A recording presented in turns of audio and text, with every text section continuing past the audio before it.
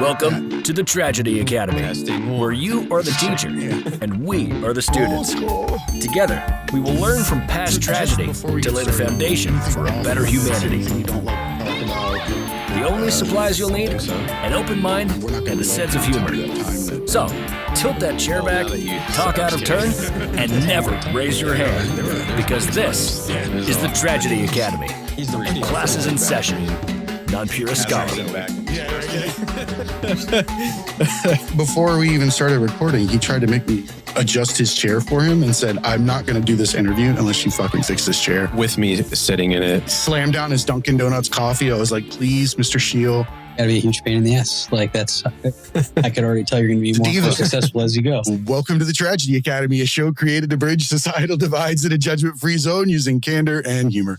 My name is Jay, and I am joined today with my co-host, Gary. How you doing today, Gary? Good. How you doing? Living the dream, my man. And we have a rapper, hip-hop artist, Matthew Scheall on today. How you doing, Matt? I'm doing really good. You good with Matt? Yeah. Or do you prefer Matthew? It doesn't matter.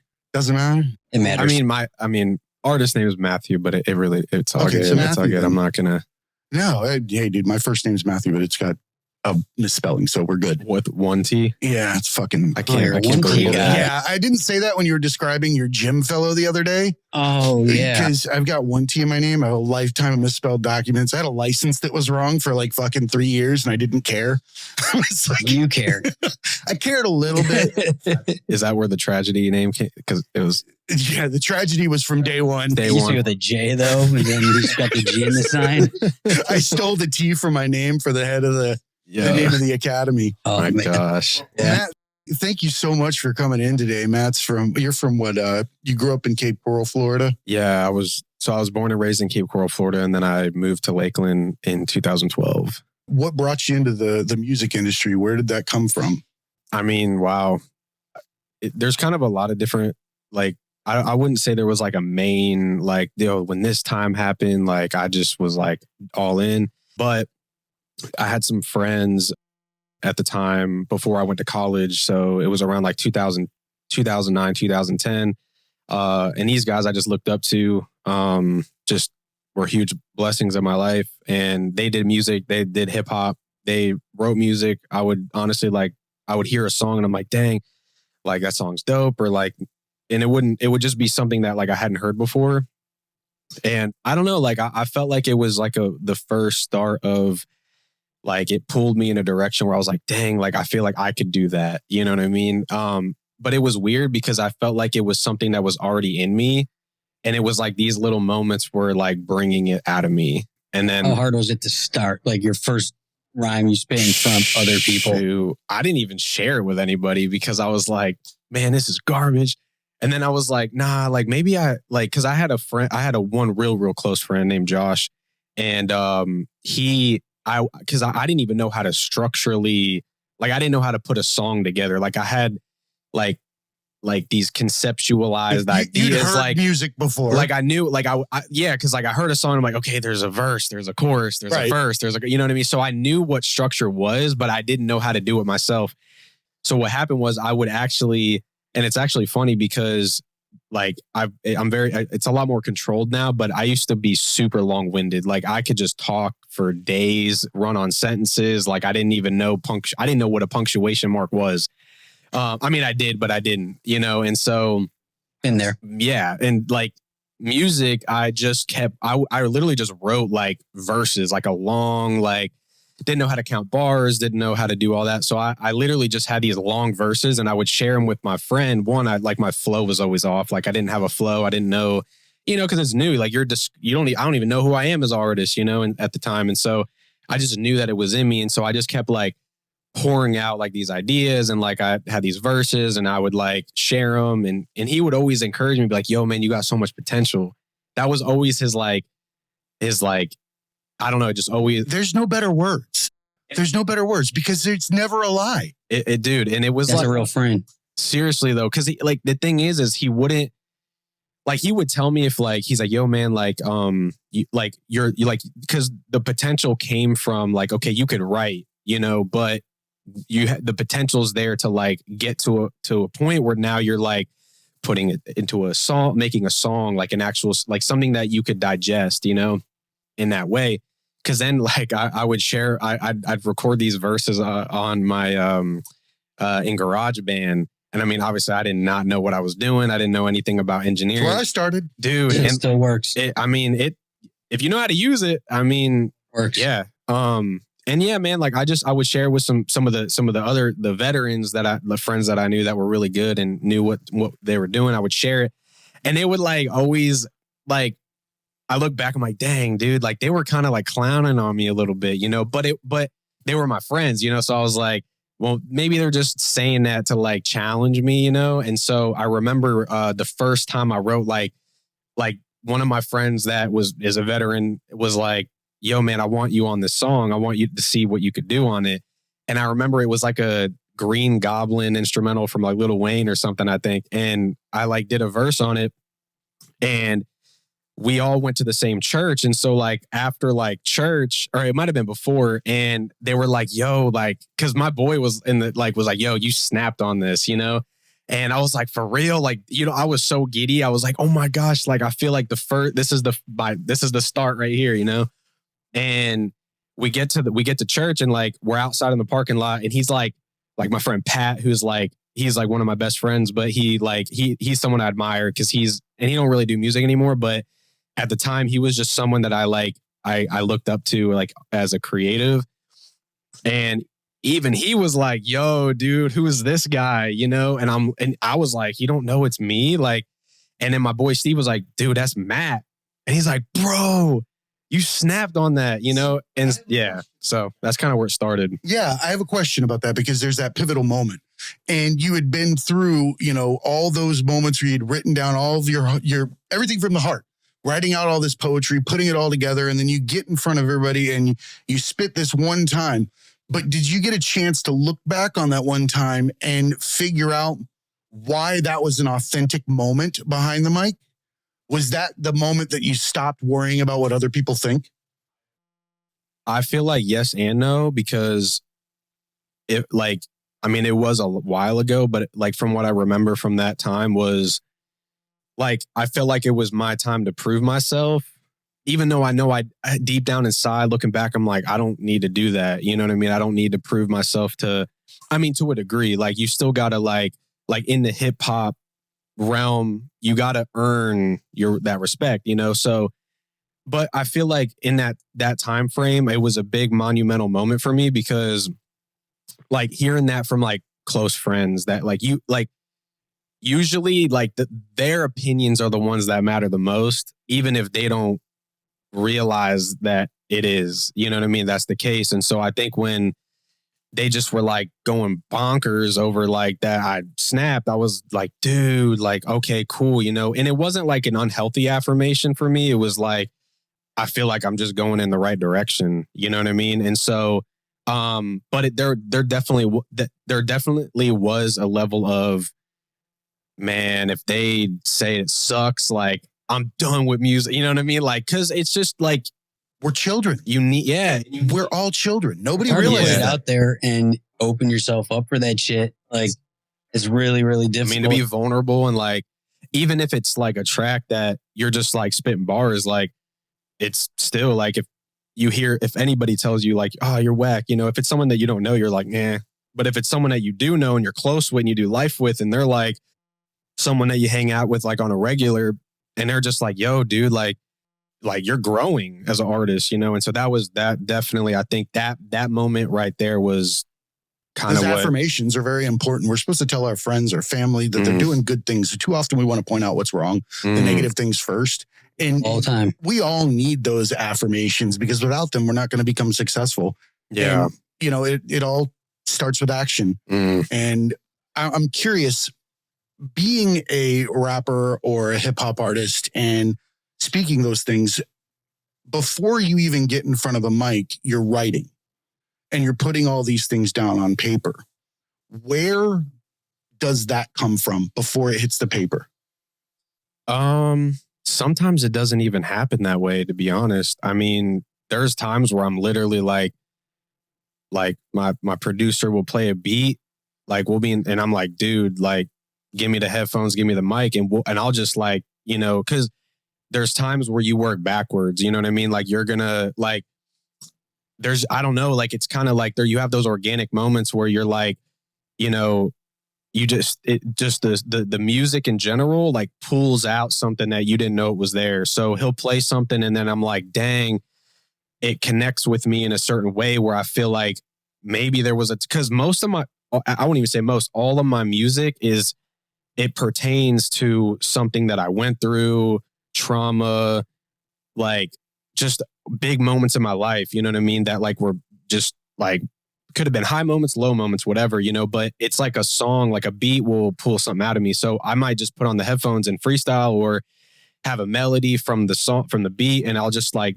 you know, no, you know, like just do something that like, I'm like, yo, that actually that's dope, you know, and then we'll track it. And then from there, I'm like, well, okay, we got the chorus down, you know, and now it's kind of like you're working backwards. But then there are other times where I don't even have a beat and I just things will just come to me, you know what I mean? Honestly, I'll have conversations with people, and just the deep combos will give me topics and things to write about, you know, because we'll talk about real stuff and then I'll resonate with it with a part of that conversation. And then I'll just be like, yo, I think I have like, these are like the creative bag, you know, I go in and reach in and I grab something. So I don't know. It just depends. I mean, I feel like most of the time it is a sense of like where I'm sitting down and writing. I don't know, like sometimes it comes naturally and I can write a song quickly. And then sometimes I like it's unfinished and then I come back to it. How many unfinished songs do you have? I got 10,000. I mean, I would say not even song wise. I would say just ideas like where I'll have like something that I start or like, you know, a beat that I haven't even used yet. And I'm like, I'm not connecting with it. Or like I have an idea and I'm like, dang, I something amazing is going to come from this. I just don't know when. Because a lot of times it is timing, you know, because and that's what I have to be patient with the process because I might have an idea, sometimes that idea doesn't even get used because it's so much time has gone by and you're like, well, but it does. And that's the thing that I've figured out is that over time, you start to recognize that all of those small, I like to call them waypoints throughout your life, they're mile markers that'll show up and you're like, you know what? That actually did mean something. That particular thing set me up for this today. And it's a chain of events that we don't realize is actually happening because of the fact that we're too wrapped up in our own internal cyclone. We don't realize that those points are right out there for us. And if we were given a chance to look back at our path, we would actually see all of the lights that are along the entire way. But we don't see them on our way through. We only recognize them. Yes. That's crazy too. And you know what's crazy about that is like you'll have an idea or even a song that you were like, like I feel like it, because that's the battle of like the inner critic because there'll be moments, even I actually found myself doing this recently where I'm like, dang, I got like 4 songs that like I could just go back to that are like, it's honestly, I personally feel like some of my best stuff, you know, and I just haven't even like I haven't been able to match the lyrics with the right beat, you know, or the right, you know, it's like, that's why I was saying like, there's like a right moment for it. Mm-hmm. And it's tough to do. It is tough because like it's hard to like when you lay something down that's like authentic, it's hard to go back and redo it just like that, you know. And that's where I think a lot of times things just kind of get lost in the like limbo or whatever, like the creative, just like you kind of like it's hard to get back to it. Because it's a mindful moment and it's a one of a kind. The heart produces things like that on its own any given moment. But the moment that we take that time to listen to our heart, that's when we come out with those lyrics. But if we try to go back and repeat it, it's not going to sing the same song. It's going to sing a different song because we're a different person. We're a different human. We have different ears. We're not going to hear it the same. But it's true. I've utilized those past pieces of music in small snippets in other ways that I found that, you know what, that actually gave me the idea for this. Now I like horns. I've heard now that you can do this with this. Let me layer that in there, you know, and I'll go backwards and find things. And that's those waypoints. Or it can be subconscious. It's not even like that literal, like a piece of that moment or that feeling you got 5 years later is just in there somewhere. You don't even know. That's true though. I mean, and as an artist, like even for myself, just speaking for me, like I can't even say that like even right now that I'm like, oh yeah, like I've discovered my like sound, quote unquote, or like me, because I'm still learning. I'm still figuring out who I am as an artist. Like that's why I'll just experiment. Like I have songs out that have no rap in it. It's just me singing or whatever. And it's like I'm trying. Like if you don't experiment, like you're not gonna like find that pocket. You know what I mean? And so that's kind of I feel like the journey. If you know who you are as an artist, then you're not an artist. Because an artist is not a static thing. Art is fluid. It's always changing and it's growing. True. And if you pigeonhole yourself or you put yourself in a corner where you have to meet the criterion of a certain set of fans or a certain genre or something like that, then you find yourself playing to the people versus to what is actually coming from inside yourself. I love the fact that you're saying that you sing and that you rap and that you're putting different things out, because that means that you're not just testing what your, abilities are or what your sound might be, but you're also exercising, your potential. You're getting more tools for your toolbox. You're throwing them in there because guess what? I bet you could take a song that was mostly rap before, but now you could layer in vocals that would be used as a refrain where it wouldn't have been done before, where you'd have said, how do I bridge that particular piece? But now you know how that works when it's layered in. True. It just keeps growing in layers. Can't paint yourself in the corner or anything. Yeah, that's true. I guess like I get in my head a lot because I'm like, I don't want to be like wayward and like do anything aimlessly. So like even with art, because it's like if I'm like hip hop and I'm like, okay, like I'm doing, and it doesn't mean that it always has to be like bars, but it's like, at the end of the day, like if I have a couple records that sound a little more poppy, like, I'm at a place where I'm like, I'm cool with that. What's pop though? It's like, because it's like, you don't want to, I don't know. And you know what? I think genuinely where it came from was a place where there was somebody that had told me once that, oh, you got to find your pocket because you don't want to go. It's like he painted the picture of it being like a restaurant.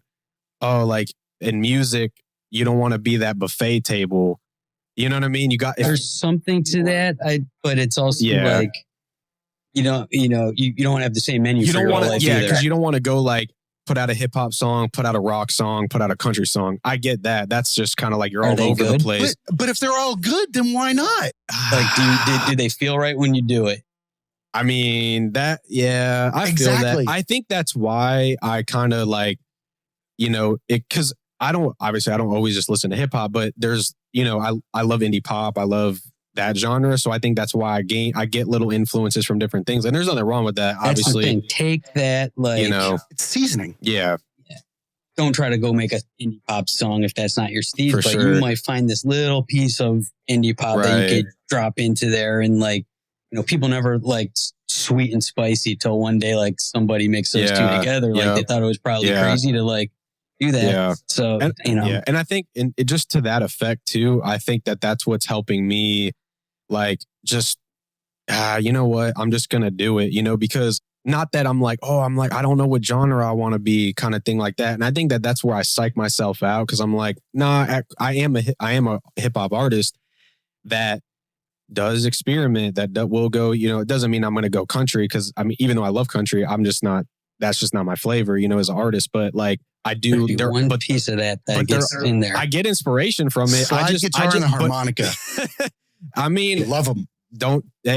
People can make dope shit out of that. Yes. No, I mean, but that's the thing. I think like, even with singing, like I'll never be like, yo, I'm a singer, but I know that I do have a voice. So I'm like, I want to use that voice to the best, because it's an instrument. I want to use it to the best of my ability and find my pocket with that and just have fun with it, like and experiment and do different things. And I think that's the whole point of like being an artist. It's painting a picture that, you just never know, It's hard to put yourself out there to be judged by your art, and it's like, there's different types of art. Yeah. Like the truest artists, like they don't care if somebody puts them in my opinion, like a genre says you need to do this or that. Like who are like, would you say are your favorite hip hop artists of all time? Like, name I have a couple a lot of them, you but really respect. I mean, J. Cole, Mac Miller, rest in peace. Mac Miller, and they probably told him not to sing either, and then they did. No, well, it's crazy because I was even watching some interviews with him, and honestly, like I love hearing other artists be like, yo, like unapologetic about dabbling, in different things. And like, I think that's why like I kind of pulled that phrase from him, because he kind of said basically the same thing of like, I'll never say like I'm the best, I'm this great, amazing singer, but like, I know like I have a voice and I'm going to stretch that voice, maybe not out of like what I can do, but I'm going to make it fit the flavor in which I'm creating and like make it unique, and I think, and that's to stretch yourself, and but yeah, like just those are like kind of you don't have to be Whitney Houston to sing a fucking badass song. That's facts. It's so slap some auto-tune on one that. of the biggest Hey, if it works and you can make it dope. Look at Bob Dylan, dude. He's been singing like a goober forever. People made fun of him, I guarantee but you. You listen to the Hurricane, it's a fucking amazing song. And the funny thing is, like, I never liked Mac Miller at all, like, because I grew up rapping and I'm much older than you, and I just hated all white rappers. Jealous, right?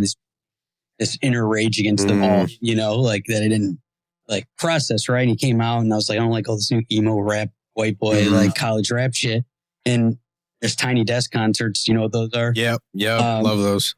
Mac Miller's, I accidentally just came onto a playlist. I was like, what the fuck is this? And his after he passed away, and I listened to him sing. And he wasn't fucking rapping. He started singing. I fucking like cried and shit. And I was like, holy fuck, man. Like, what the fuck, man? Like, and that like changed a lot of my views. And that was only a couple of years ago. And I'm in my 40s and music's a huge part of my life. But that moment of him singing there after like, I don't remember, it was Wu-Tang or somebody that I'd went to go see, or Anthony Hamilton, I think it was. And he came after it, like changed my perspective on a lot of things, because like it was my perception of what I thought he was doing with his music and shit was like, he's just some white boy that raps about like fucking playing beer pong, like I just didn't, I thought he was like, I just didn't know, like, and like, why are you like being some sad little like eating Xanax and this and that and like shit that I was like, that's not even what it was. It was just like you being the old back in my day guy that was like, rap sucks now. And these guys flow and like,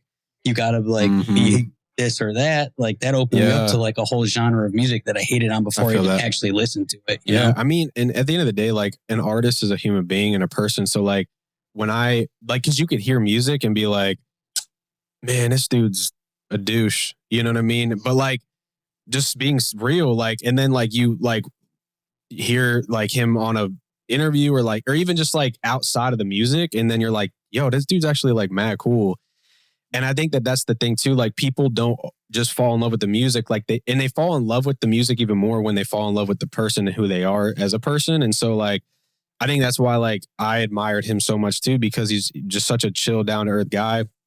And like, you can't, and that's the thing, music is subjective. So like not everything that you put out is going to be like, because that's the whole point. It's like, I'm at a point in my life where I'm like, you know what, I'm just going to make music that I love making, put it out, and then keep it pushing, because you never know what that one song can do, not even in the aspect of like, oh, I'm trying to make it big, but just like what it can do to like somebody's life, how it can, help somebody and touch somebody. And that's the sole reason why I make music, other than it being an outlet. There we go. It's dropping that rock in a pond and those ripples that happen after it's done. What we don't realize is that when we put our mouths to these mics and we put this out there, it's actually going to stand the test of time from that day forward. And you never know who's going to go back and reference that or get that opportunity that might be at that crossroads you were discussing. And they hear that one statement about how someone else overcame the same thing that they're going through, or,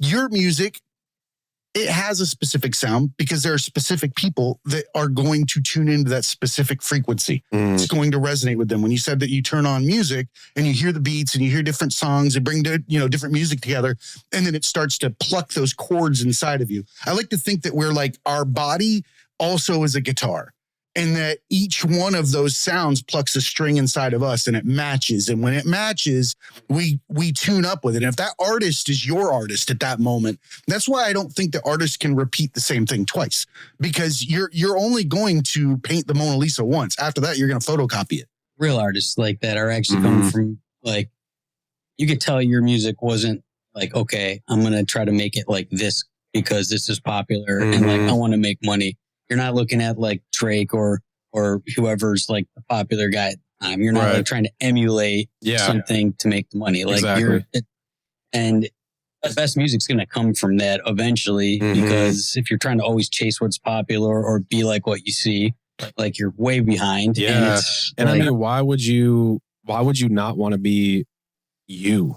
Hate themselves sometimes. Well, you know? I mean, but I think people get caught up in this illusion. And then what happens is like, that's why there's like all these artists, but like a lot of them sound the same. It's like, we don't need another Drake. Like we don't need another Mac. You know what I mean? We need like everybody needs to be 100% themselves. And like, cause I want to give people the best of me. And you know, just to be, and I think it is a challenge, but like, you know, cause we all have everybody has insecurities. And I think that's why pretty much I feel like every artist relates with that to a degree. And why most of the time when people ask like, yo man, like how many unfinished songs do you have? And they're like thousands, you know? I mean, I don't have that many, but like, I probably do though. If you ever thought like, I mean, but one line or a line, yeah. Or like even just an idea. And like, because, you know, it's when you're vulnerable in your music and you're putting it out there, it's like a baby and you're like, here it is, you know, to the world, you know, you're in your mind, you're like, they're going to, you know, critique it. And are they going to like it? And then is it going to digest well? Is it? And I think it's the fear. The fear is what keeps people like stuck, you know, and I've even been there, you know, and that's why when I hear other artists that are like, my favorites are like veterans in the game and you're hearing them say, yeah, like I didn't put this song out when I initially created it because I just didn't think it was good. And then they put it out and it's like, bro, why didn't you put this out last year? You know? And it's like, and again, it happens. We get into these situations. It's kind of like I talk about interviews. Nobody hires somebody that doesn't believe in themselves. We'll hire somebody if they believe in themselves. That's really what the test in that situation is whether or not the person telling you believes what they said, you're going to hire them, whether they are good or whatever. That's how we test people. But when you're putting your music out there as an art and as a part of your soul, people are going to ingest that in a way that they feel connected to you. You know, it is their soul is your soul. Your words are their words. You gotta find your audience too. Like that's the other thing. If you put stuff out in the wrong time or place or platform, like they're just not going to dig it. Like it's the wrong crowd. Yeah. Like there's people that are going to like what you do and could relate to it, and people it's just not their style.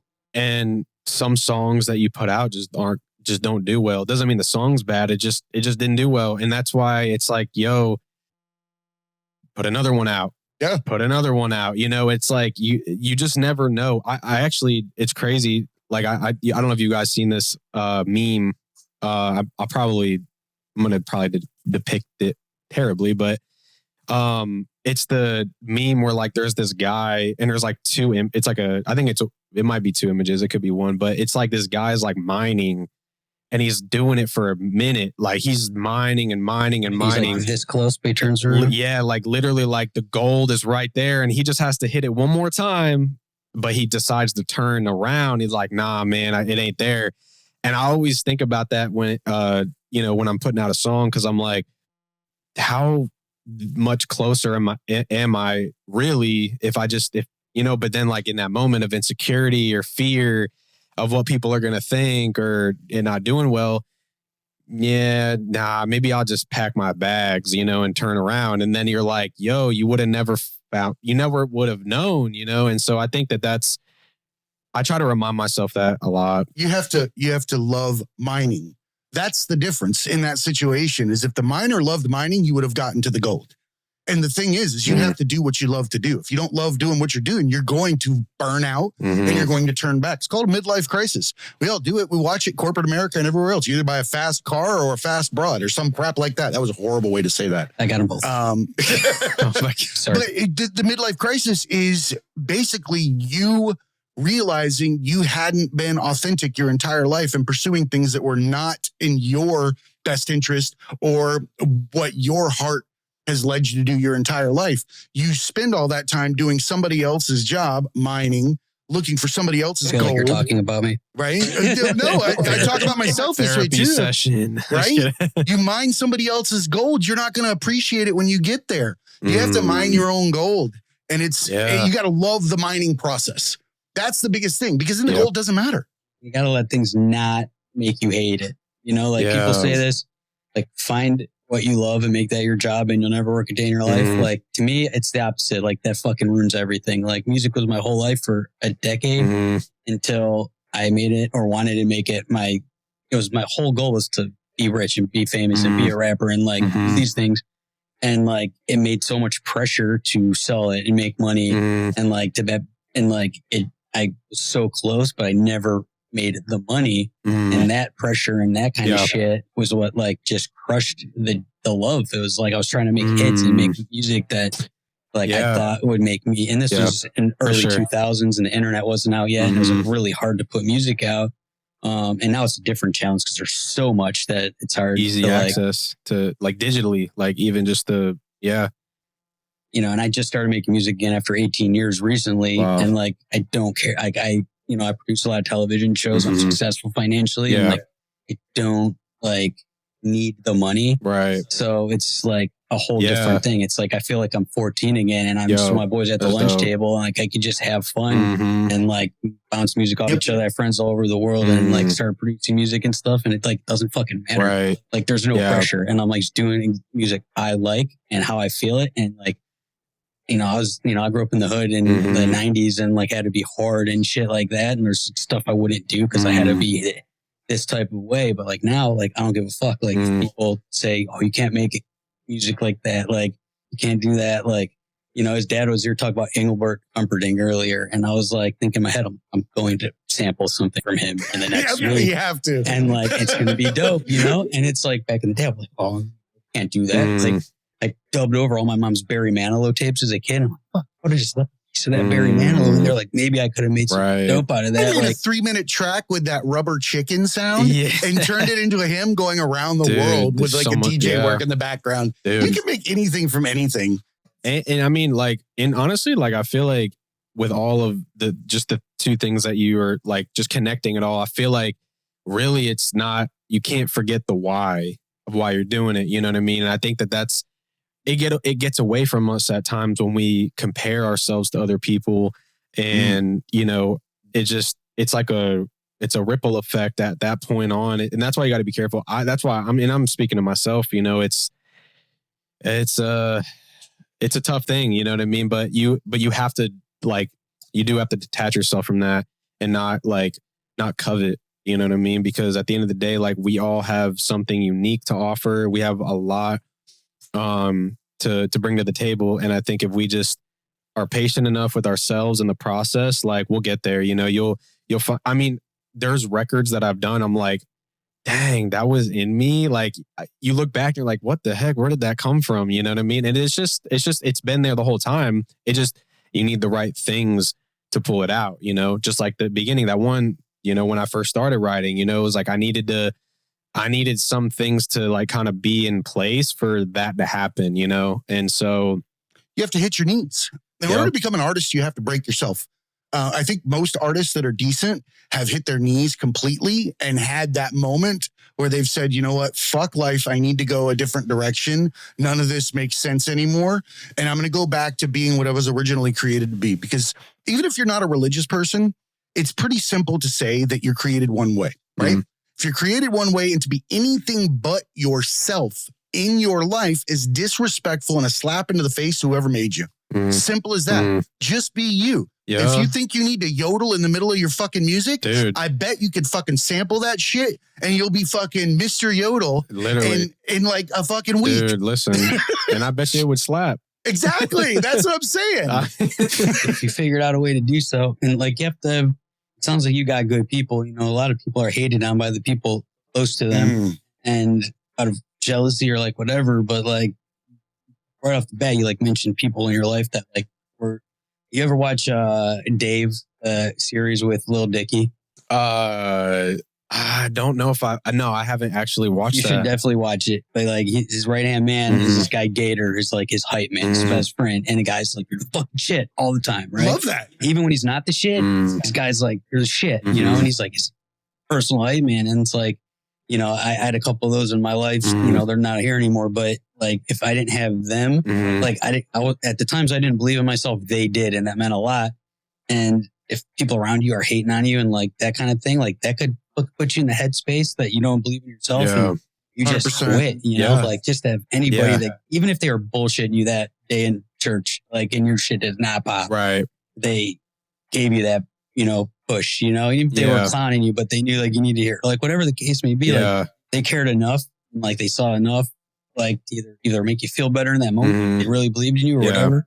And then over the time, like you could tell, I'm sure now that they do, but I mean, like, I think personally, like, even, I mean, I don't know, obviously, like, how things would have went if it was the opposite, but I do know that, you know, in general, like, it became such an outlet for me anyways. Like, even if there was a point where I was like, even if I don't even put out music, like, I'm just going to write because I feel like this is what I need to do, you know? And so looking back, I'm like, wow, just grateful for, like, the people in my life, and, you know, even one of my best friends who produces most of my music, like, just an encouraging person, and, like, you know, just a positive voice, you know, even if it does suck, like, he's real with me. He's like, yo, nah, you can do better. And you need that too.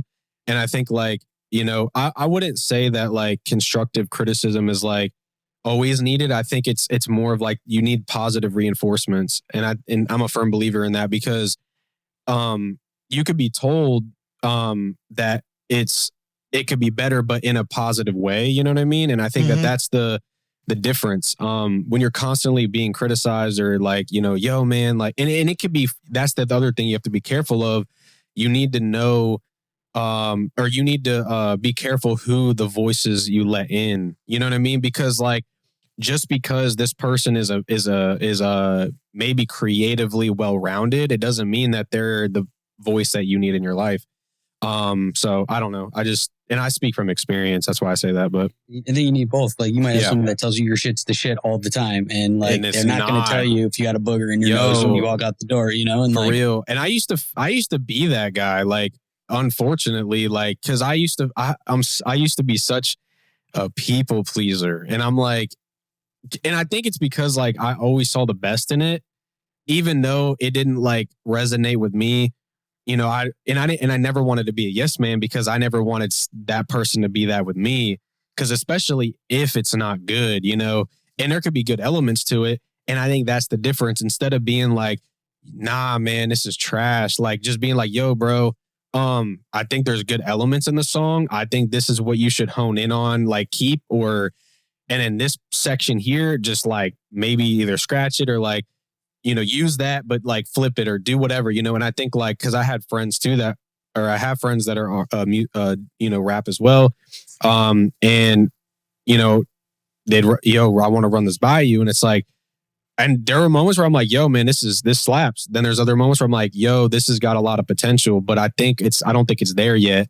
And that's the positive reinforcement. It's like, you're telling them that it's like, you're not telling them it's bad, but you're not entirely telling them it's, like, amazing at the same time. So you brought up something when you said that you got to be careful of whose voice you allow in your head, right? And that made me think of something, and that is that there's a little anecdote that I heard the other day that somebody was talking about. If you had a roommate, right, that lived with you, and you spoke to that roommate like you speak to yourself, what kind of person would you actually be?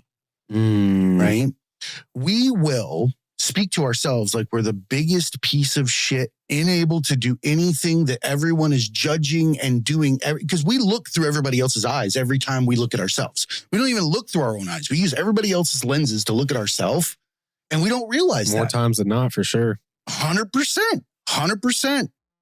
I think it's a form of pride, because you're, like, when you're self-deprecating, like, you're discounting the gem that you are. You know what I mean? You wouldn't insult like, your roommate. Yeah, no, like I mean, or at least not intentionally. I don't know. I mean, some people are out there. Well, not the same way we talk to ourselves. No, yeah, for sure. I think, like navigating your own, and again, like a lot of that too. You got to hopefully try to find the root of that. You know, like whether that's trauma. I know for me, like, you know, sometimes the things that I think of myself, I'm like, it's rooted, you know, in the trauma, you know, whatever that is. And like, I'm like, yo, like, where is that coming from? And then, you know, I'm like, why do I feel like this about myself? You know? And it could have been a moment when I was a kid. It could have been a moment that, you know, even in college, whatever, you know what I mean? Where you're just trying to like pinpoint it. But if you don't deal with it, that's going to carry along with you and it's going to grow stronger. And then, honestly, like you just start identifying with things that aren't even healthy, you know? And so it's easy to be a victim. Victimhood is a badge, man. People will put that on their chest and wear it because it doesn't require action. To be a victim means you can sit down as long as you want to. And that doesn't mean that you aren't a victim of things that aren't victimhood, you know, in situations. But if it becomes your persona for life, then you're never going to affect change or be a whole person. You're not going to be able to do anything because you're locked up in that cycle. Yeah. No, what's the first song you love that you heard, like radio or somebody played? What was like? His generation is probably on Facebook. Yeah. I mean, Your mom. like, I had a MySpace for like a month and then barely even used it. And then I think like Facebook came out, you know what I mean? So I was like, cause I never rode like people would do things and I'm like, nah, I ain't doing that. You know what I mean? Cause I just always was like, go against the grain. Like I didn't want to be like, I don't know, like, nah. Like, not watching that Spider-Man movie. Deep down inside, you're right. Yeah, the none of Spider-Man movies were good. No, yeah. Anyway, he's like, what? Like, no, we are changing the topic. No, I'm just kidding. What was your question? I'm sorry. Like song you can remember, like first song you loved, like song that you wanted, like, Mama, buy me that tape. Well, I guess not. Whatever, like CD. Got to be a CD. Yeah, like what? Man, I don't even. That's a great question. First song that like just like a song that like kind of like that. Yeah, like that. Well, what's your road trip song? What's that song that comes on in the car that you fucking will hurt yourself singing that you have no business singing? I mean, honestly, Earth, Wind, and Fire is September. That's my jam. I mean, I would have guessed that in a trillion. But like, well, I mean, I would say, so I would say, like, I mean, that's just the first song that came to my mind because that's why I threw that question out of blue, like because I wanted the first song that came to your mind. True. Like we weren't even talking about that. Me and my wife, that's like our anthem. Like I don't know, September. So it's not a rap song, obviously, but it doesn't have to be. Yeah, that's it's just a feel good song. It strikes that right guitar chord inside you. Whenever they hit that note, it just vibrates just right. Like, well, the thing is like when the song starts, you're like, I know this song. Like, you know what I mean? Like even there was a time where I honestly couldn't even remember what that song was, but I heard like the intro and I'm like, yo, I know what's coming. This is the jam that I like, you know what I mean? That's actually what makes me hate remixes. Because you get that first couple of notes and you're like, this is my song. And then it's like, chicka, chicka, oh, this other complete different direction. Yeah. You think you're listening to like Luna's, I Got 5 on it. And then, you know, it's got like 4 other rappers like they're doing We Are the World with Michael Jackson. It's not Luna's. Yeah. Then you realize that they stole that beat from somebody else in the first place. And you're like, man, this isn't Biggie. This is the new Ashanti remix. And then you're like, oh, wait, but that Biggie sample was from this other like, reverse engineer. I feel like I'm such a third generation. Even for me, like I'm such a feel like a weird artist because like there's a lot of artists that I respect, that I like, but oh my gosh, excuse me. I'm so sorry. Sweet. Leave that in. Mark it. What time was that? You're nice. Yo, sample that joint right there. Everybody get one out. That makes it to social media. That burp right there is just like It's the Tragedy Academy, dude. It's built in the sometimes name. you gotta burp. Yo, it's this cold brew. Nah. It's this cold room. Yo, it is. I sat down and I'm like, dang, it's getting that draft. But that's freezing in here. I can't even. I can't feel my face. God, you guys are such when I'm with you. whiny babies. I can't feel my face. It's 39 degrees in here. You're in Florida. Let me get a Snuggie real quick, bro. Yeah. Hardcore rapper right here looking for his Snuggie. Yo, he's keeping it real. Like rappers get cold. Listen, no, but I was gonna say like, it's got sleeves. Perfect invention. I don't know. Like, I feel like I'm a weird artist because like there's a lot of artists that I like, but there's not. It's hard sometimes for me to. Because I consume so much music, I'm not like, oh yeah, like I can pinpoint this, and this, you know. And I think for me, like it's just because I just love so much music that I just, you know, I could be like, yo, this artist, you know, like inspiration, but it changes too, you know, because it's like, okay, you know, yeah. I like that because what I try to do is I don't like to get stagnant in music or in my age because I feel like, you know, if you don't have kids and you're not like, you know, consuming all of this stuff, you're missing that art that's out there. So what I try to do is like I'll take like, you know, I'll go to like the world top 100 and just let it play through while I'm doing stuff until something hits my ear. And that's why I think it's Obang Jar, the one that I sent you. That guy is, I mean, an amazing artist from like, I think he's from Nigeria or Ethiopia. Yeah. And his film work, his music, everything is just amazing. Yeah. And it's low budget from the middle of nowhere. Yo, I mean, yeah, like I think like J. Cole was always a huge inspiration. And like honestly, I just admired like his wordplay. You know what I mean? And like just how he could like you just never know which way he's gonna go. It just was just genius, you know, and like huge respect to him. And yeah, I mean, like it just, like I said, like it definitely varies at times. Like I'll discover an artist and then be like, yo, this dude's amazing, you know, like one of the dudes. He's been doing music a long time, but Tom Mitch. I don't know if you guys know Tom Mitch. I just love like his style. His argument with a friend, often like. It might be my own hatred of shit that's unrelated to him. Like you're holding like, him hostage. I don't know him as a person, but I know not him. Like just as like a genre. Like I still have layers of need to like peel off of this like preconceived shit that I can't get past. Some healing, healing there. It's true. There's shit I like now that I just like. I hated Lil Wayne for my whole life, and like there's just I don't know exactly why, but. Little by little. Yeah, I mean, okay, like, that shit's pretty dope. Okay, that shit's pretty dope. I think also, like, as you're just like discovering yourself as an artist or like just kind of like growing in your art form, like there's music that I listened to back. I mean, I'll be honest, the first like rapper that I ever like I'm not even playing. Like, this is when like the Walkmans were when I had a Walkman, and I remember was it yellow? It was Vanilla Ice. Was it so stereotypical, right? It was actually Chingy. I'm not even gonna lie, dude. It was Chingy, and then that opened the door to Ludacris.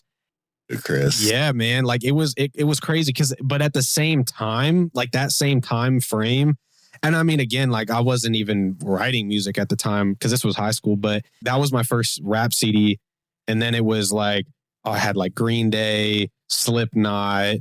3 Days Grace, like all these different, like it just like, I don't know, just random things. Lil Wayne was definitely one of them, but it's the era and like, but I mean, those were the hot artists, you know what I mean? And so, yeah, I think and when you discover other artists too, then you're like, yo, like I actually really, I connect with that.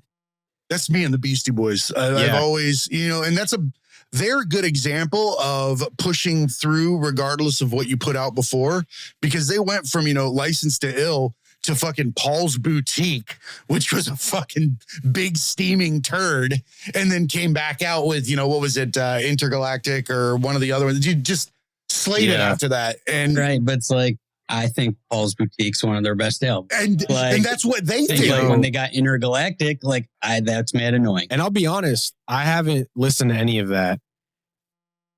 Crickets, I know. But no, I mean, and that's what I was gonna say. Like even for me, like I'm like, yo, I feel like I still have so much homework to do. just so much. There is. And I think that's why I'm like, but I used to be really insecure about that. Like as an artist, like I don't know all these artists or like, and I used to, I'll be honest, it was a huge insecurity of mine. And that's why when people were like, yo, bro, who's your inspiration? And I'm like, Grimace. Who gives a fuck? No, I know, but I'm just saying that like, because obviously being authentic, you want to be honest, and so I was like, I mean, honestly, I could tell you artists that I pull from and that I like, but I can't sit there and tell you like, yo, I was obsessed with this song and this lyric and this thing, because I'm still doing homework. I'm still doing my research, and it's just unlimited. There's just so much out there. And again, like people are bullshitting too. Like if they're your age and they're like, Gangstar, I was definitely Gangstar. I'm like, right. Who was dead. Right. Started listening to music. Like that's just like, oh, Big L, like people they're my favorite artists but I grew up in that era, and they're like, oh, I'm like, that's a canned answer. You didn't start on a school bus in 2005 listening. Because the guys that I was, my buddies from back in my hometown, those were artists that they definitely grew up on them, because I mean they're like 4 years older than me, 5 years. And when like you hear them write and rap, you're like, yeah, that makes sense, because you're like, yep, I could see listening back to like that artist, because I never really, even though those were like Big Pun, like Big L, like all those guys, I listened back and did homework, but I wasn't like listening to it. And then it just was like, yo, this is who I'm listening to now. It was like, oh, wow, like they're dope. They got bars, but it might not be my thing. I might not, that's not who I connect with, and so, but everybody's got, their own journey with it.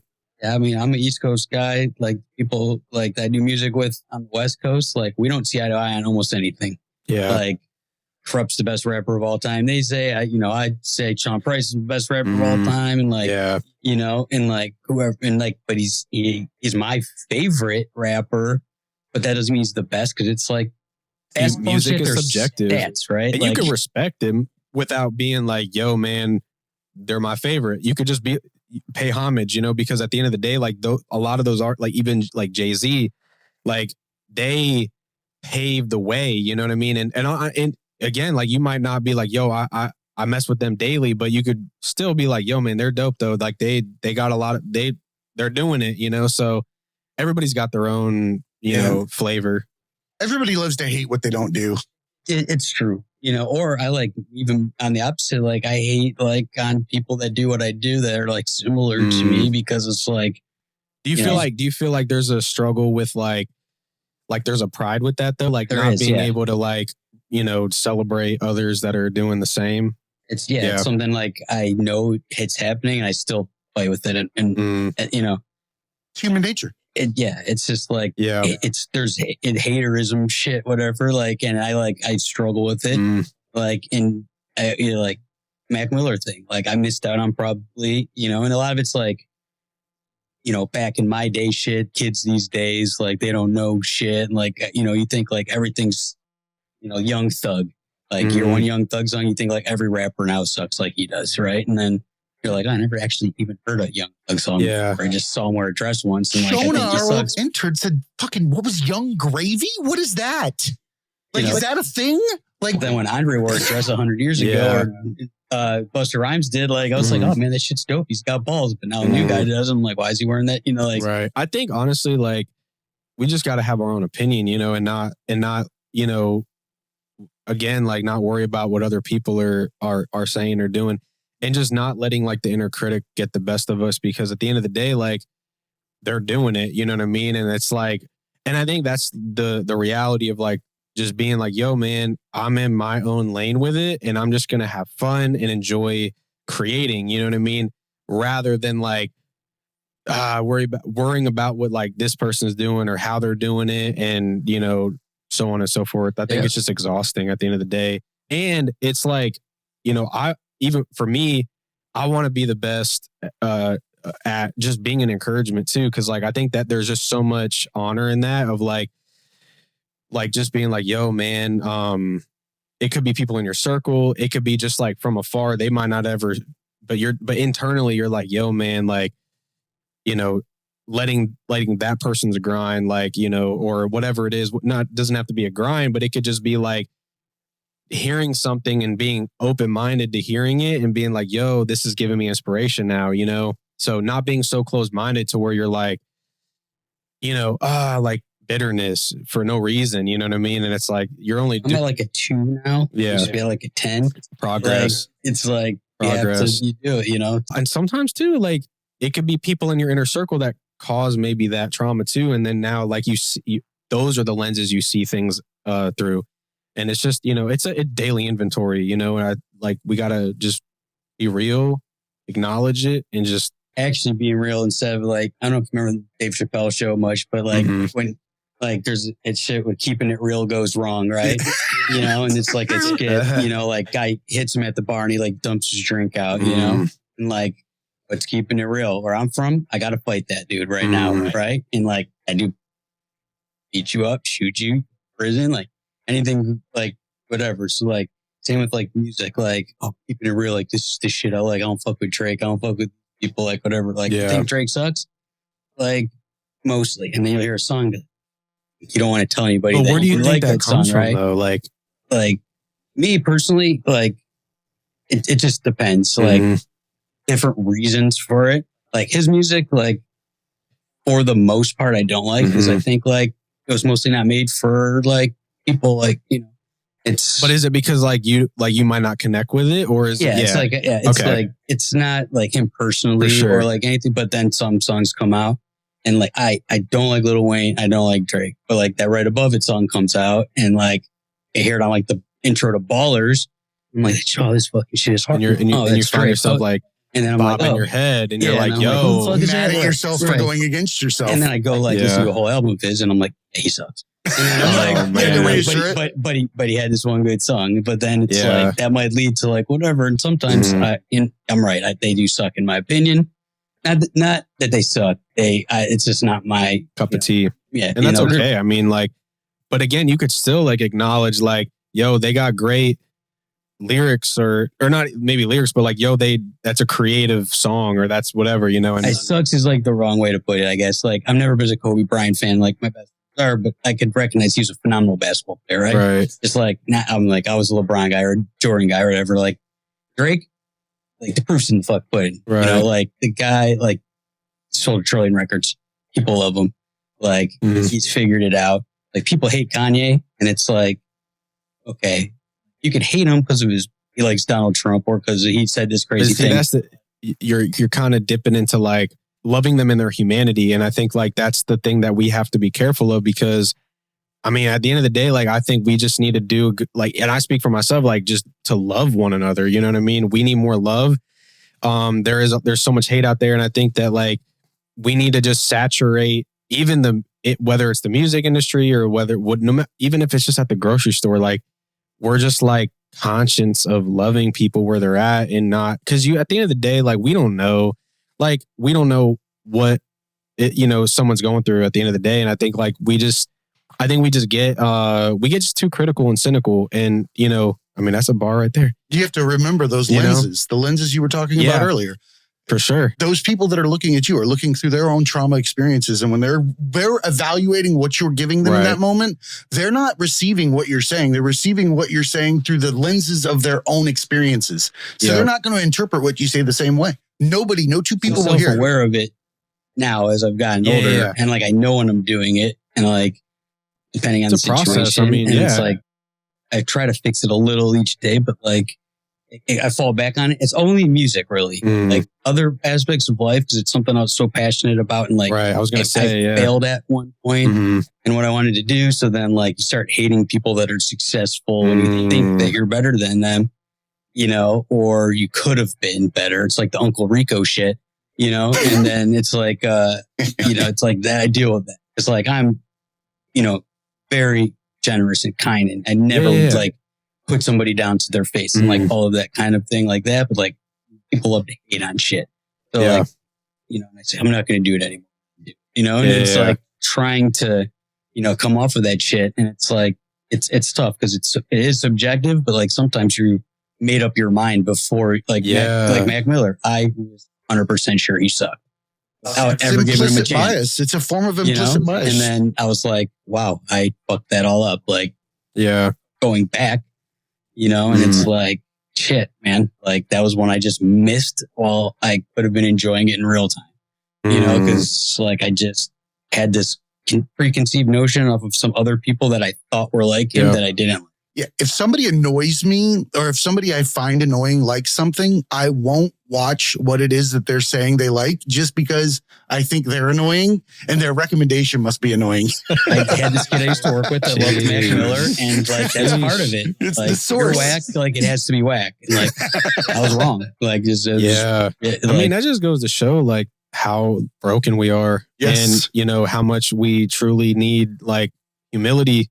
Because and it's so important too, because like that bleeds in everything else. You know, at the end of the day, you think like, oh, that's, you know, in that moment, but what's actually happening deep down inside is it's like it's doing something there that is going to eventually come out in relationships, in your marriage, in your whatever. You know what I mean? Like friendships. Things I'm terrible at.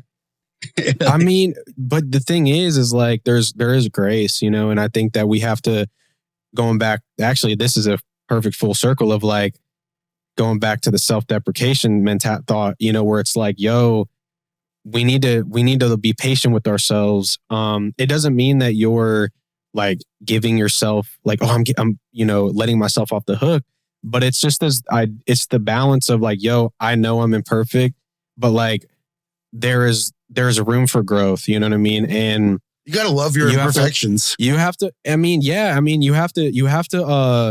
you definitely have to like be gracious towards yourself. And then at the same token, you have to still put in the work to like, you know, work through that, you know, whether that's therapy or whether that's just like having like conversations with good people that, you know, that could do life with you and walk with you.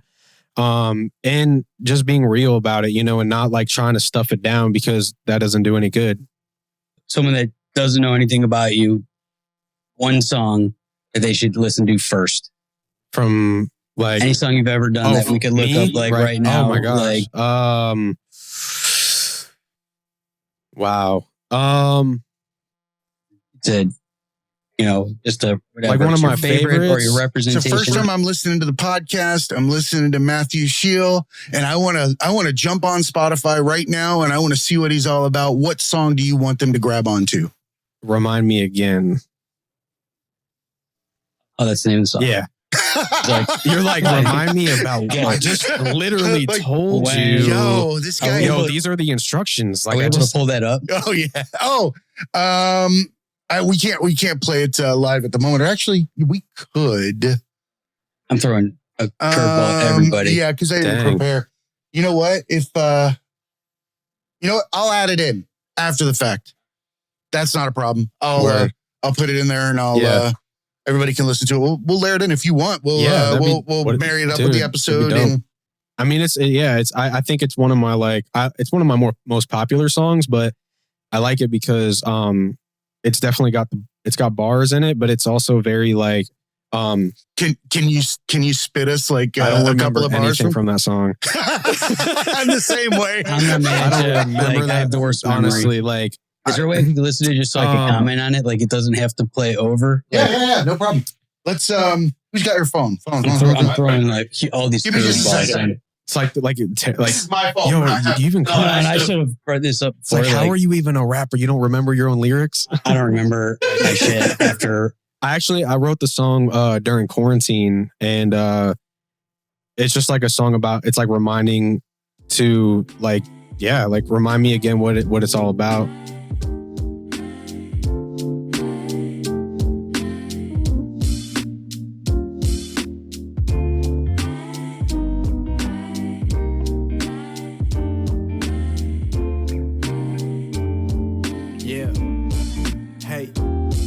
Yeah, see, you'll never know until you take that step.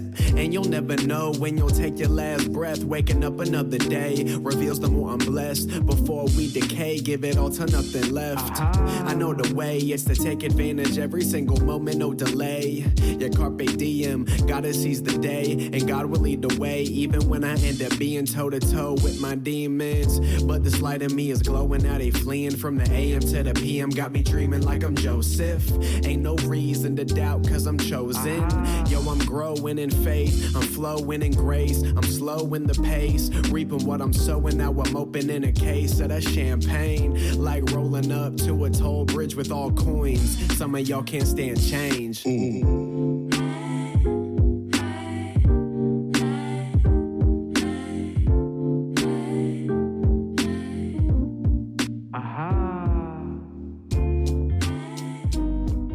It's like very like Tribe Called Quest. Like, oh, it was, yeah, man. That dude, like, and this is the first song I didn't produce the beat, but this was the first record that I like mixed like my own vocals, like, you know, like, because I wanted to like expound my boundaries with that, and so I just kind of like was like, you know what, like I'm gonna do, because it was quarantine, like I didn't really have, you know, like really like producers at the time to like work with. I had one friend, he mastered it, but I like did all the, you know, mixing and recording at my house, so it was a lot of fun, and it was just organic. I remember like just sitting in my room and couldn't leave the house and just was like, yo, this is what was welling up in me, and it was just honestly a song about like, you know, like reminding myself that you know, the like bringing it back to the principles and to what it's about.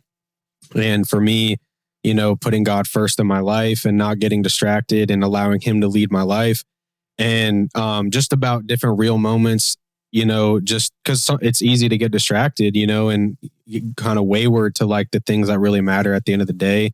And I feel like at least for me, that's what COVID did. Like it put me back in my seat, humbled me. And it was just a lot of time of reflection, and that's where that song came from. So it was like, remind me like why I'm doing this, why I'm here, and you know, that's perfect song for like. I went through the exact same thing, like, and that song I will keep with me, like, or like knowing the backstory, like changes things. Like I think that's a dope song. I would definitely play. Thank you. But now, I have a different meaning for me because, like, I did the same shit. Like I learned how to started mixing and mastering my own stuff and like reflection and get back to the things that matter. Yeah. And during COVID, and like I was alone, single, started making music again, like started like shit that matters, like that timing, and like even the beat is from the era of music that I draw from. So it's smooth. Yeah. And I mean, that's like, I think that's another reason why it's like my favorite joint, because like it's like it's like a breath of fresh air when you hear it, you know what I mean? And that's what, when I heard the beat, I was like, yo, shout out the kid Garan, and he I don't know him personally, but he makes beats. Found it on YouTube, bought it, and then was like, yo, you know, you can hear the relief in your voice, in the fact that I think when we were all in the pandemic, we can say that a lot of music creativity and things like that was reborn or born of the fact that people had to reconcile their own demons because they were stuck in a position for more than the amount of time that was required for them to, you know, goldfish memory it and forget the fact that they're fucked over. That's why there were so many divorces and then so many marriages that actually came back together because they got to reinvent it it and was understand. Like, make it or break it. Like, I mean, I got hit with COVID so hard too. Like sick wise? Yeah, man. Like it was crazy because like I did that song not that long after I got sick. It was like I don't think there was ever a time where I was that sick, and the recovery was so bad. Like, and to be honest, like I was in such a depression and like just in this place where creatively I was like, man, I don't even know if I even like wanted to like do anything. You know what I mean? And I don't know. It was just one of those things where like, obviously you like not even a matter of, I mean, I guess I was in my head, but it was more so like, I felt so defeated in so many different areas, but it was like, once I got out of that and I got better and I, you know, started to, just, you know, get healthier again, it was, it actually like pushed me, even further creatively, which is pretty cool. But I'm, you know, by the grace of God, like overcame that. And, yeah, man, like it was just a very like, I mean, everybody has their own experience and like their own time with it. But I think initially it was a great time for me to like kind of just go back to the drawing board a little bit. And that's where that song came from too, because I was like, yo, I want to make a song that just like, I don't know, like was just really like straight, like me, you know? And I'm like, I don't, because I used to, you know what's crazy? And you might have done this too. Like you make a song and you're like, yo, and this goes back to the voices in your life. Like you make a song and you're like, and at the time I wasn't really conscious of like who I was sharing with. Like it was people I knew that I cared about, but it was like, I wasn't really thinking like, yo, is their voice like, do I want their voice like, you know, contributing to this like feedback or whatever. And I would just be like, yo, like, what do you think of this song? Like, yo, what do you think? What do you think? And like, I mean, it's all right. Or like, yo, man, I like the beat. That's always my favorite. Like, I'm like, dang, bro. Like, I mean, I didn't even make the beat, you know? And I'm like, shout out to the person who made the beat. But I'm like, what about the lyrics though? You know, or what about the song structure, you know, whatever.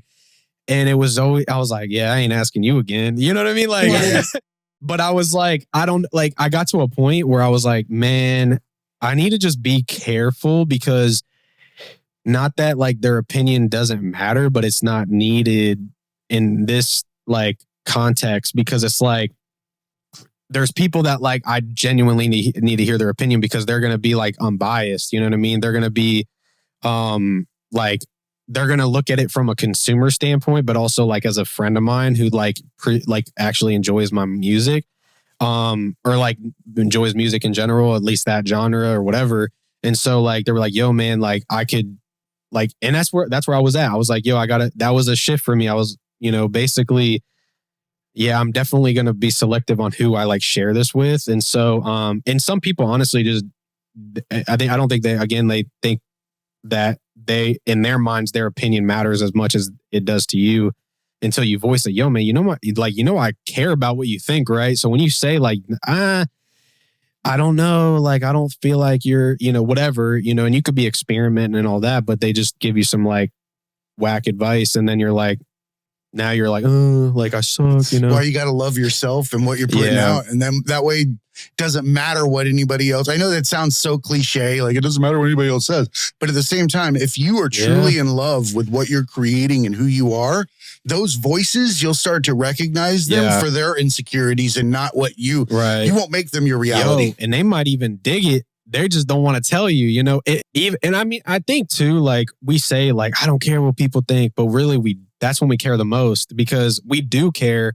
I just think that we have to be careful, like where like we're coming from, you know? And I think it's just all about like intentionality and, you know, got a hater friend and there's always going to be a hater. Like, so I ask them and like, and cause I think like too, like it's again, like we care, but we can't allow like somebody else to dictate like how we move forward, you know, or feel about ourselves, or that too. You know what I mean? It's like and that's actually an important thing too, because it's like you got to know yourself. You got to know like, now I value myself, and like, you know, I care about what people think, obviously, or else I wouldn't, you know, I wouldn't be a human being.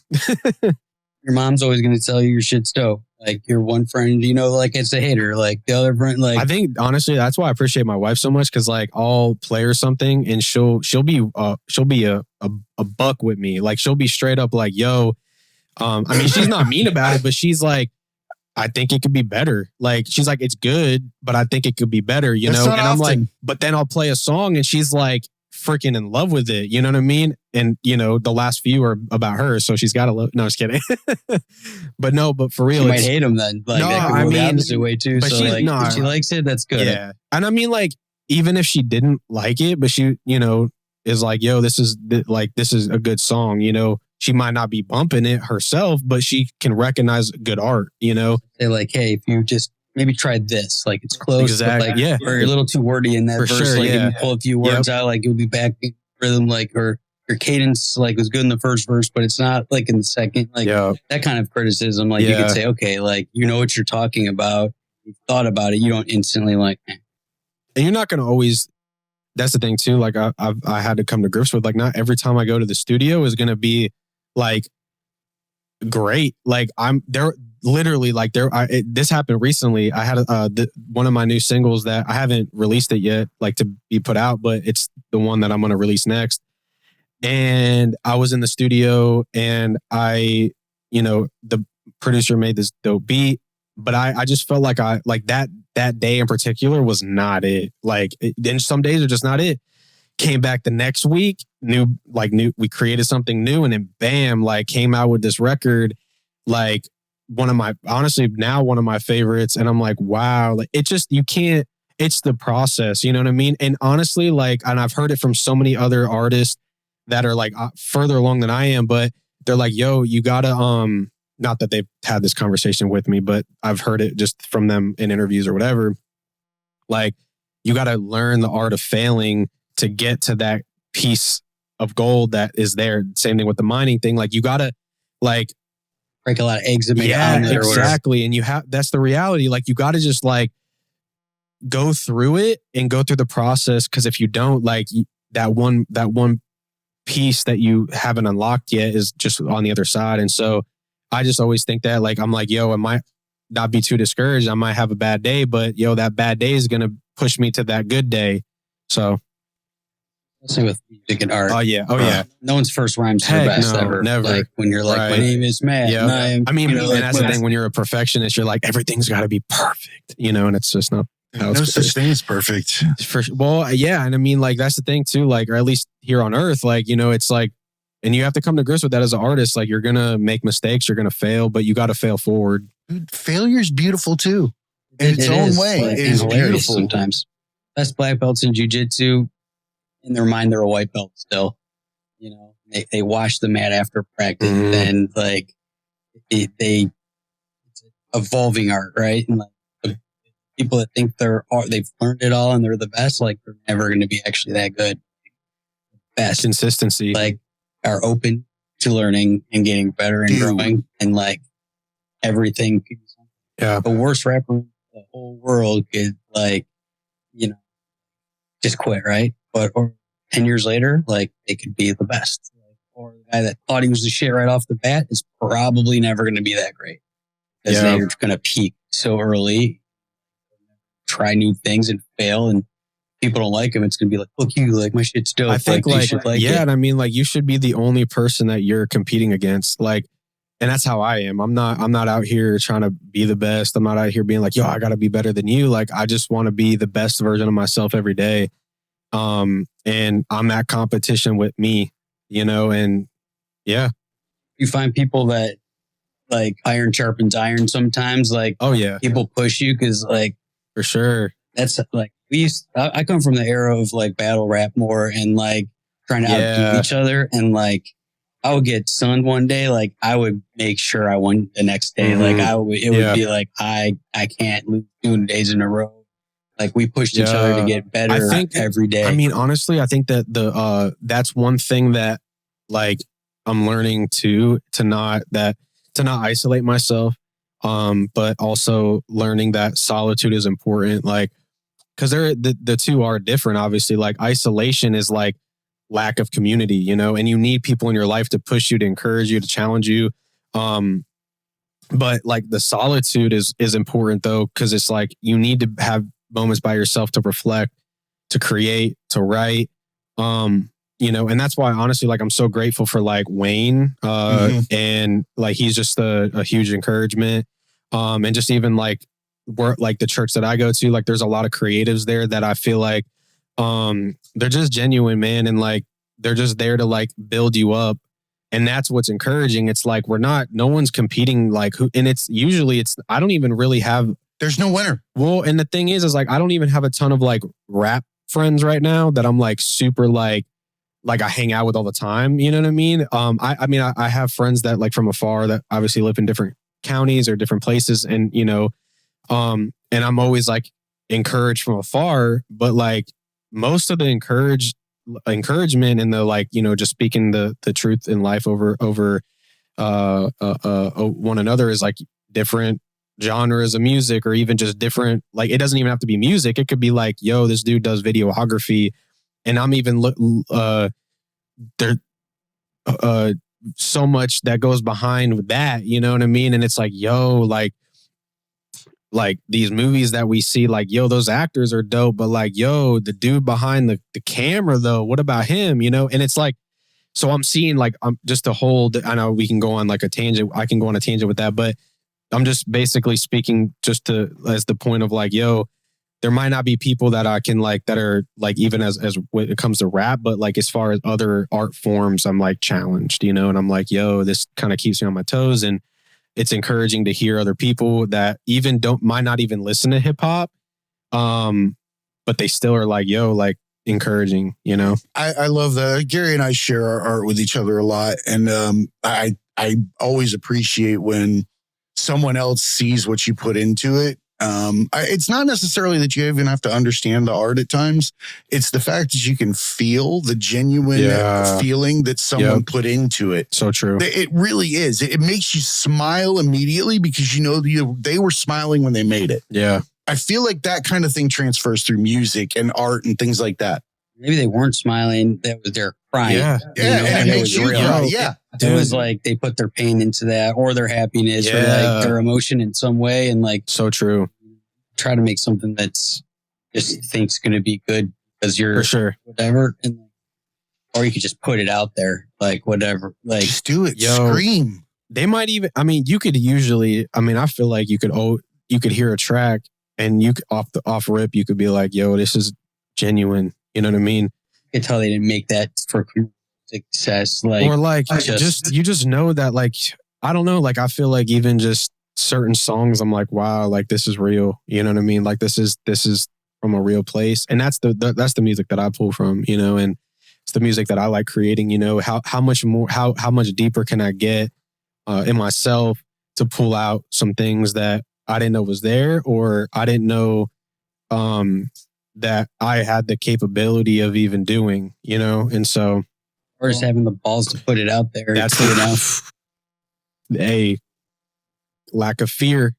You got to have lack of fear. You know what I mean? You got to, and it's so important in as an artist to just put it out there.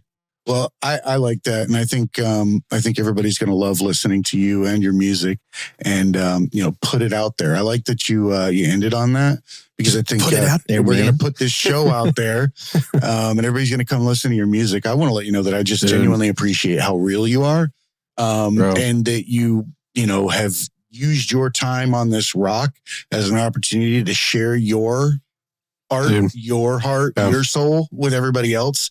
That's a gift that a lot of people don't realize that they're capable of giving. And I appreciate you for taking the time to come out here, sit in the studio with us and share that. It means a lot. It's not easy to be yourself these days. Like, that's a weird thing to say that, but like, I feel like you didn't come in here trying to be what you thought you should be, or trying to be like, it's the kind of shit that matters. Dude, I appreciate you guys, and thank you. I mean, this is an honor, like, to be here, and so I've loved every second. It's been an honor for us as well. Gary, you got anything you want to wrap up in here? Good. Jesse, you got anything over there? You did a while ago. It's mine. We'll get you a mic. I was long-winded. I just was talking. He lost it. Well, I was kidding. Thanks so much, Matthew. I appreciate you. Remember, everybody, be cool and keep learning. We're going to get you a mic set up.